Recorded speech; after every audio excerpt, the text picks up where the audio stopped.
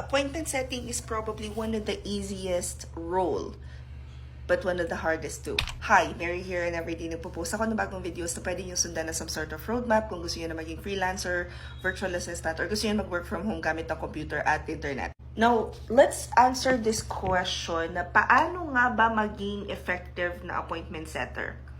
First things first, you have to have good leads. Kasi may dalawang uri ng leads cold and warm. Cold leads, wala silang alam na yung information nila ay napapunta na pala dun sa client mo or dun sa business ng client mo. Yun namang mga warm leads, nag-sign up talaga sila and they requested to get information from you or your company. Sa cold leads, karamihan dyan trash leads. Tawag namin is junk leads because they didn't sign up for anything. They didn't say na, hey, I'm interested sa business ninyo. I'm interested to work with you. I'm interested to buy your products. So, it's kind of hard to set appointments kapag ka junk leads. Pero, nakaka-tsempo pa din. Especially sa real estate business, pagka ikaw ay real estate virtual assistant, tapos appointment setting yung position mo, ang dami dyan na sobrang recycled na yung leads. Ibig sabihin, ilang beses na silang tinawagan at ilang beses na silang nag-no. And sobrang hirap i-convert nun.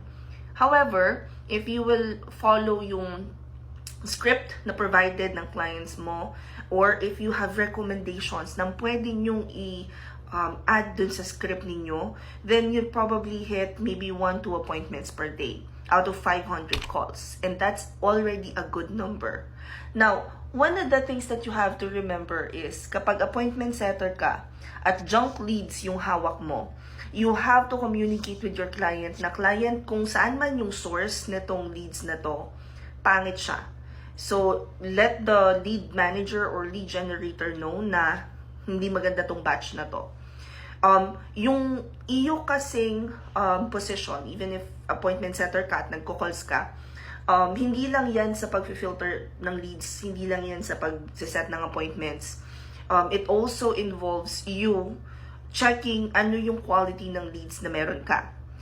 Now, pag warm leads ang hawak mo at nahihirapan kang mag-convert, then, saka na natin tanongin yung sarili natin, ito ba ay will issue or skill issue? Pag skill issue, ibig sabihin nun, perhaps your communication skills or the way that you deliver yung script. Baka pwedeng i-tweak ng konti yung script. Also, nakaka-apekto din sa appointment setting yung environment. Like, pag tumawag ka, tapos maingay yung work environment mo, iba talaga. Iba yung conversion versus kung tahimik yung paligid mo. Also, one other factor na nakaka-apekto sa appointment setting, lalo na kung warm leads na yung hawak mo, is anong oras ka tumatawag. You have to consider a lot of things when doing appointment setting. Which is why, ang sabi ko, di ba, madali siya because you already have a script, you have a system you use to do your phone calls. Babasahin mo lang yung script, i-deliver mo lang ng tama, goods ka na.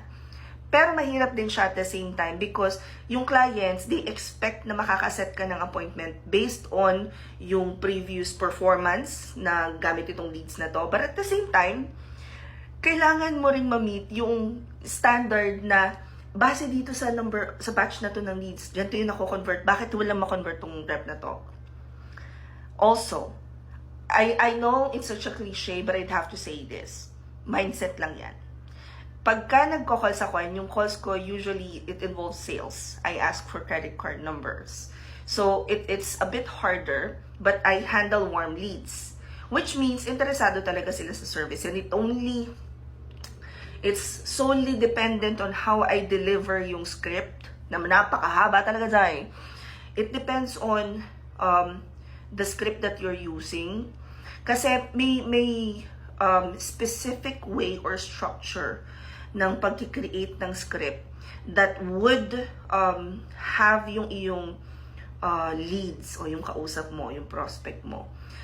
Alam mo, they will get you, you should be able to hook them, hit the right pain points para ma-realize nila na yes, I need this service. Yes, I'm going to give you my credit card number and all that. Now, if you guys are interested, I think Hindi ko pa sure ha. Pero nakausap ko na si Abet kasi si Abet is one of the best appointment setters that we have. And sinubukan ko siyang tanungin if kaya niyang train for this one. Pero one time lang to guys na training ha. Hindi siya regular na kagaya nung iba naming classes. I'll ask Albert, kung gusto nyo guys, mag-comment na lang kayo dito ng appointment setting, tapos let's set up a date and time na available si Albert para makapag-training kayo on how to effectively set appointments. Anyway, comment any questions you guys have about working from home. Follow for more work from home chismis. Bye!